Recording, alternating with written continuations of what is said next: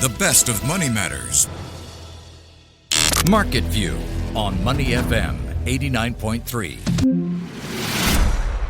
That's right, you're tuning in to Money FM 89.3. Time now for Market View with me, Chua Tian Tian, where we take you through how the Singapore stock market closed for the day, the biggest movers, sectors, and of course the companies to watch. But as always, a quick recap of some key movements on the local bourse.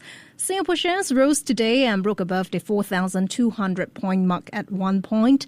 The Straits Times Index was up 0.34% at 4,203 points at about 11:58 a.m. Singapore time, and that is with the value turnover of some 680 million seen in the broader market. Now let's take you through the closing numbers. The STI ended further in the green, up 0.42%. We're looking at 4,207 points. In terms of value turnover, that's 1.4 billion Sing dollars. Gainers outnumbered losers 333 versus 224. Top advances for today, we've got for you DBS, GMHUSD, and Jardine Cycle and Carriage. And top decliners, we have here Asus, BRC Asia, and Centurion.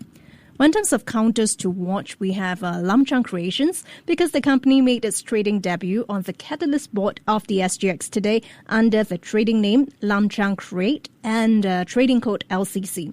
The elsewhere from Hong Kong topping 25,000 points for the first time in 3 years to movements relating to the Japanese yen after Prime Minister Shigeru Ishiba vowed to stay on even after another election defeat. We've got more international headlines in focus.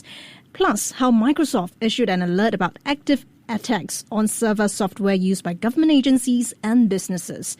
Now let's break down these headlines with David Kuo, co-founder, The Smart Investor. Mr. Kuo, are you there? I am here, Tian Tian. How are you? How are you? Good. What a Monday indeed. And Mr. Kuo, we are slightly short on time, but let's talk about STI. How did the STI fare today? Any surprises when it comes down to movements, particularly given how S-REITs are set to report soon? Well, the STI did well today. I mean, this is the 11th consecutive day that the Straits Times Index has actually been in the green. There was only one day this month when it was in the red, and that was the 4th of July. And I think probably that was because America was on holiday, so therefore Singapore investors just sat on their hands and said, we'll wait a day before we go back in. But as far as the REITs are concerned, it's been absolutely fascinating because, over the past 4 weeks, the REITs have done exceedingly well, and we have a whole bunch of REITs reporting this month, and I'm expecting some good numbers from them. And I think part of the reason why the REITs have done well is because they were looking ridiculously cheap, and people generally think that if interest rates are going to be cut, then they want to pile into the real estate investment trust or the REITs in order to get that stable stream of distribution that come out from these companies. So plenty to look out for this week, Ken. And Mr. Kuo, let's zoom in on some of the companies to watch. Lum Chang Creations in focus, making its debut there on the Catalist board of the SGX. I believe shares opened 20% higher than the IPO price. What's your take on the movements for its first day? Well, not only did it open 20% higher, but during the day it was about 34% higher than the IPO price. So clearly there are lots of investors out there who are very keen on this company. And I must say, Lum Chang Creative is a fascinating business because it isn't just your normal builder. I mean, this is a company that does renovation work. And what it does is it takes old buildings and it tries to preserve them and they renovate the inside of them. So one of them was St. James's Power Station, which was one of their projects. And I'm sure they have plenty of projects. I don't know about you, Ken, but I love nostalgia, right? You're probably too young to remember nostalgia, but I'm old enough to remember Singapore in the 1960s. And I love wandering around places like the Kallang area, over in Katong, those kind of areas. I find it absolutely fascinating because it just brings back such good memories for me about what Singapore was like in the 1960s.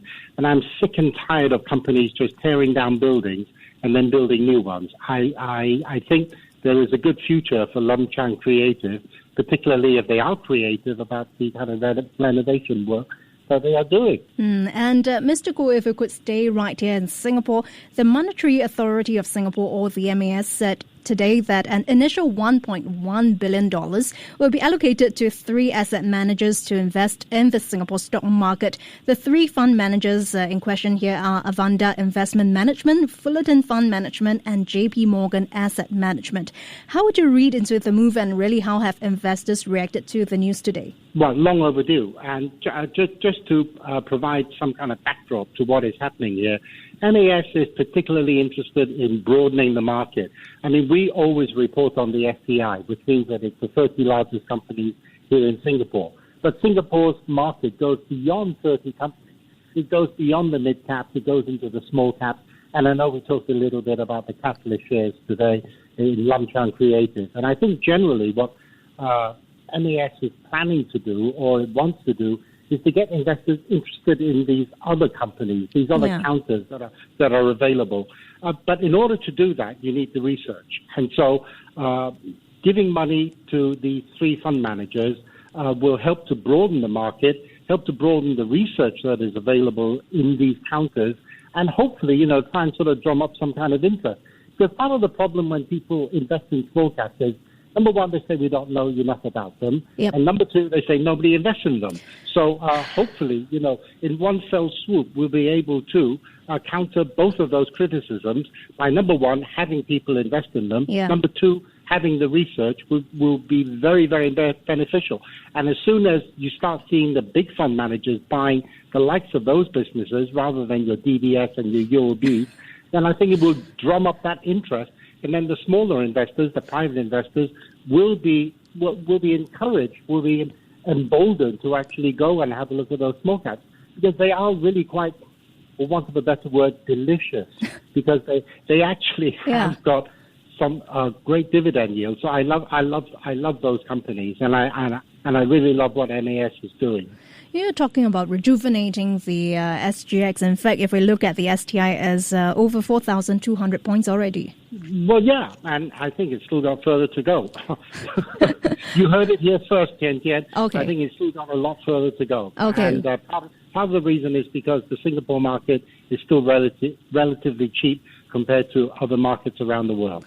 Okay, we'll mark your words then. But Mr. Goh, from Singapore, let's set our sights on Hong Kong. It climbed to as high as 25,010 points, some 25,010 points, the highest level since February 2022. And that is thanks to a strong performance in e-commerce leaders like Alibaba and JD.com and Meituan.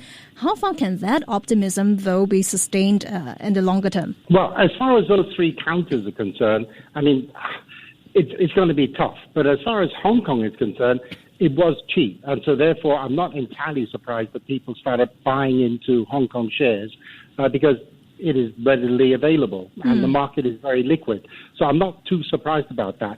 But the difficulty I have really with Alibaba, JD.com, and Meituan is that they service the Chinese consumers primarily. Obviously, Alibaba also has a lot of exports around the world. But primarily they're servicing the Chinese consumers.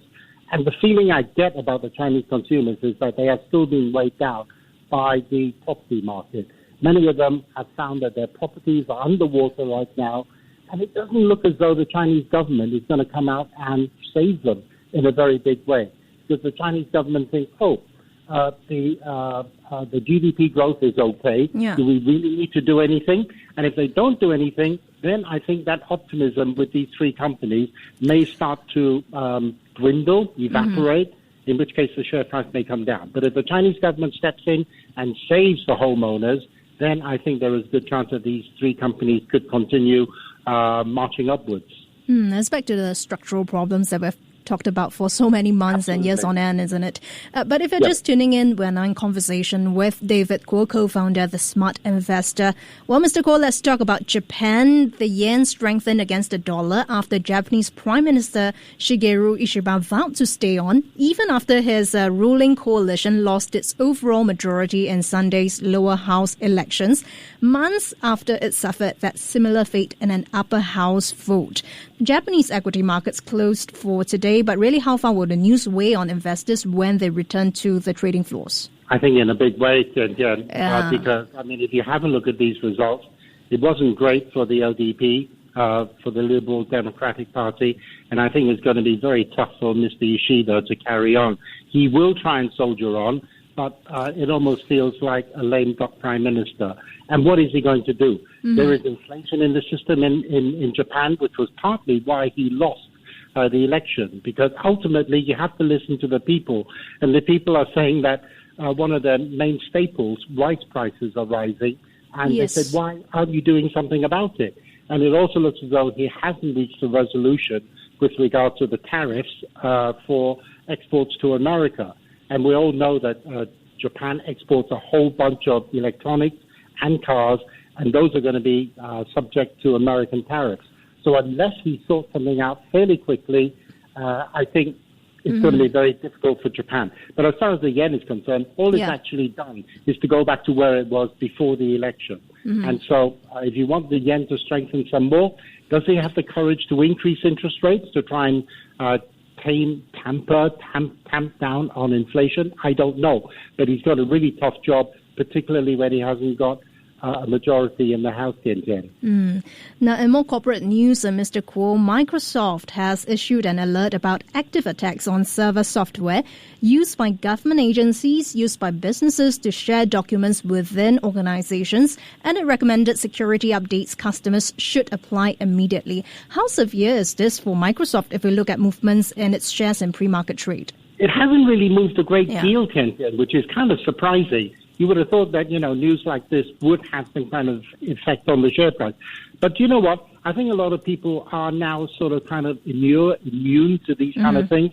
I mean, we saw recently in the UK that one of their big department stores, Marks and Spencer's, was hit by a cyber attack, which cost them a lot of money. And I think in this particular case, people are just shrugging their shoulders and go, what, another cyber attack, another hack?